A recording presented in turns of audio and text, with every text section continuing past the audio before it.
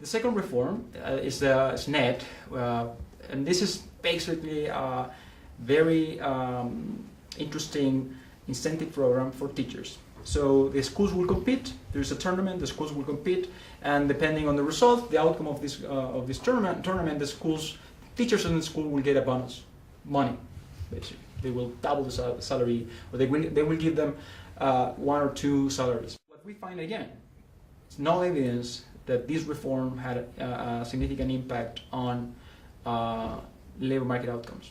So the idea of promoting a better behavior among teachers with these incentives, it makes perfect economic sense, but unfortunately we don't find evidence that public schools respond to this as you would expect in terms of providing kids with better skills that will be that should emerge as a better labor market productivity and higher wages. We don't find that, and it's actually even worse in the sense that we find evidence that this particular policy had an impact, but only on voucher schools, which is interesting. It's this idea of public education competing with these voucher schools, right? The public system competing with these voucher schools, and these two schools have received the same reform, but it turns out the public schools could not really use it, could not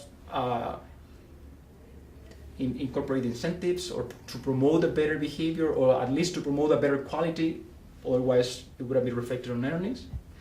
And at the same time, we do find evidence that at least some of these voucher schools use it.